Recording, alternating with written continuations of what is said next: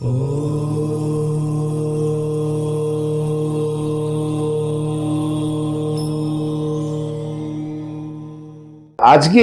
আমি এসেছি এমন একটা রহস্যময় জায়গার সন্ধান নিয়ে, যা শুনলে আপনারা আশ্চর্য হয়ে যাবেন যে কাছেই ছিল অথচ আমরা এটা জানতাম না। তো হিমাচল প্রদেশের মান্ডি জেলায়, মান্ডি জেলা থেকে প্রায় 70 কিলোমিটার হবে, একদম প্রপার মান্ডি জেলা নয়, মান্ডি জেলা থেকে 70 কিলোমিটার দূরে ঝিলের মধ্যে পাওয়া গেল গুপ্তধন। এটাই হচ্ছে আমার আজকের গল্পের বিষয়। হিমাচল প্রদেশে তো যে মন্দির আছে, একটি মন্দির, সেই মন্দিরটি ভারতবর্ষে কিন্তু আর কোথাও নেই। যেমন হচ্ছে হিড়িম্বা মন্দির। কিন্তু আপনারা কি জানেন যে মান্ডি জেলা থেকে 70 কিলোমিটার দূরে একটি ঝিল আছে, খুব ডিপ, নীল এবং খুব গভীর। এই ঝিলের মধ্যে রয়েছে এক রহস্য। কি এই রহস্য? বছরের বছর ধরে সাধারণ মানুষের কৌতূহল থেকে গেছে, তারা চেষ্টা করেছে জানার, কিন্তু তারা জানতে পারে না। বৈজ্ঞানিকরা বছরের পর বছর ধরে গবেষণা চালিয়ে গেছে, তারাও কিন্তু বুঝতে পারেনি যে কি রয়েছে এই ঝিলের তলায়, মানে এর পিছনের রহস্যটা কি। এই গভীর ঝিলের তলায় রয়েছে এক অদ্ভুত রহস্য। স্থানীয় মানুষ তারা জলে নেমে অধিকাংশ সর্পাঘাতে মৃত্যু হতো। সায়েন্স, মডার্ন টেকনোলজি এবং জুলজিক্যাল সায়েন্স, তারা সবাই বলল বোধহয় এই ঝিলের তলায় প্রচুর সাপ রয়েছে, কেননা এইখানে যারাই স্নান করতে নেমেছে বা যারাই নামবার চেষ্টা করেছে তারাই সর্পাঘাতে মৃত্যু হয়েছে। কিন্তু কেউ তো জানে না যে এর পিছনে রহস্যটা কি। সেই রহস্যটা তখন উদ্ঘাটন হলো যখন বহু বছর ধরে গবেষণার পর যখন জানতে পারলো যে এক নাগ দেবতা এই ঝিলটি রক্ষা করছেন, অর্থাৎ এই ঝিলের রক্ষক হচ্ছেন নাগ দেবতা। কি রয়েছে এই ঝিলের মধ্যে?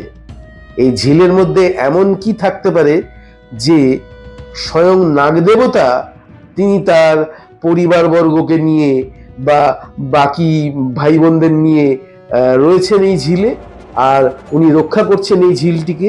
এমন কি থাকতে পারে এই ঝিলের মধ্যে? একটু পুরনো যুগে চলে যাই। আমরা তো মাঝে মধ্যে আমাদের ধর্মগ্রন্থগুলোকে একটু তাদের গল্প পড়তেও ভালোবাসি, বা এগুলো তাদেরকে চর্চা করতেও ভালোবাসি। রামায়ণ মহাভারত কে পড়তে না ভালোবাসে? তার গল্প শুনতে কে না ভালোবাসে? একটু মহাভারতের যুগে চলে যাই। একদিকে ছিল কৌরব, একদিকে ছিল পাণ্ডব। তো এই পাণ্ডবরা যে রাজত্ব করলো, তাদের যে জমানো পুঞ্জিত রাশি ধনসম্পদ, সেগুলো তারা কি করলো? স্বভাবতই তো একটা মনে কোশ্চেন আসবে যে পাণ্ডবরা যখন তাদের রাজত্ব শেষ হয়ে গেল, সেই ধনরাশি বা তাদের পুঞ্জিত ধন সম্পদ তারা কি করলো? হ্যাঁ, মহাপ্রস্থানে, অর্থাৎ শেষ যে যাওয়া, মহাপ্রস্থানের পথে পাণ্ডবরা শেষবারের মতো চলে যাওয়ার আগে এই মান্ডি জেলা থেকে 70 কিলোমিটার দূরে এই ঝিলের মধ্যে নাগ দেবতার কাছে গচ্ছিত রাখলো তাদের সারা জীবনের জমানো সম্পত্তি এবং ধনরাশি। এই ধনরাশি হচ্ছে সেই প্রাগৈতিহাসিক প্রাচীন যুগের পাণ্ডবদের ধনসম্পদ, গচ্ছিত ধনসম্পদ, যা কিনা আজও পর্যন্ত নাগ দেবতা নিজের ক্ষমতায় রক্ষা করে চলেছেন। এবং সাধারণ মানুষের মতে এই ঝিলে যারা স্নান করতে নামে বা এই ঝিলে নেমে যারা ওই ধনসম্পদ পাওয়ার লোভে যেতে যায়, তারা হয় উন্মাদ হয়ে যায়, অথবা চক্ষুহীন হয়ে যায়। আজও পর্যন্ত নাগদেবতা রক্ষা করে চলেছেন এই পাণ্ডবদের ধনসম্পদ।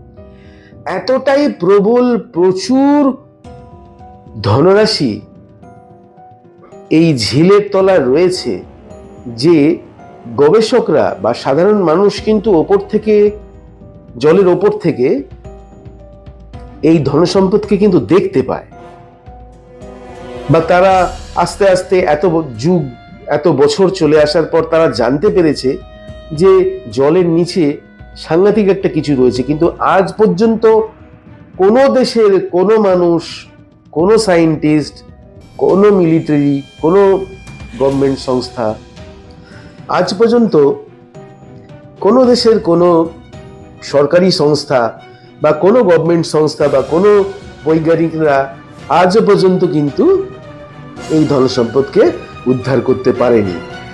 এই ধনসম্পদ কিন্তু দৃশ্যমান, একে কিন্তু দেখা যায়, কিন্তু জল থেকে তোলার কোনো উপায় নেই। তার কারণ একে রক্ষা করছে স্বয়ং নাগদেবতা, এই সেই পাণ্ডবদের জমানো ধনরাশি। কথিত আছে এই ঝিল থেকে অনতি দূরে নাগদেবতার মন্দির, কন্যু নাগদেবতা, যার কাছে সমর্পণ করেছিল পাণ্ডবরা তাদের ধনসম্পদ, তার মন্দির রয়েছে। এবং এই নাগদেবতা বছরের পর বছর ধরে ওই ধনসম্পদকে রক্ষা করছেন। এই মন্দিরে বহু মানুষ দর্শন করতে এসে নাগদেবতার পূজা দেন, তাকে সন্তুষ্ট করার চেষ্টা করেন। কিন্তু নাগদেবতা মানুষকে ভালোবাসলেও বা তাদের পূজা গ্রহণ করলেও কিন্তু ধনসম্পদ রক্ষা করতে আজও ভুলেননি। তাই বলা যায় যে বছরের পর বছর ধরে উনি ওনার ক্ষমতার সাথে রক্ষা করছেন এই পাণ্ডবদের ধনসম্পদ। এ এক পৃথিবীর আশ্চর্যতম ঘটনার মধ্যে একটি ঘটনা। কত কত আশ্চর্যতম ঘটনা রয়েছে, এগুলো আপনারা জানলে আপনারা বুঝতে পারবেন যে বৈজ্ঞানিকরা, ঐতিহাসিকরা, সাধারণ মানুষ বেড়াতে গিয়ে তারা তো সমস্ত এইসব জায়গা পরিদর্শন করছে, কিন্তু পৃথিবীর এই আশ্চর্যতম ঘটনাগুলো আগেও সলভ করা সম্ভব হয়নি, এখনো সলভ করা সম্ভব হয়নি।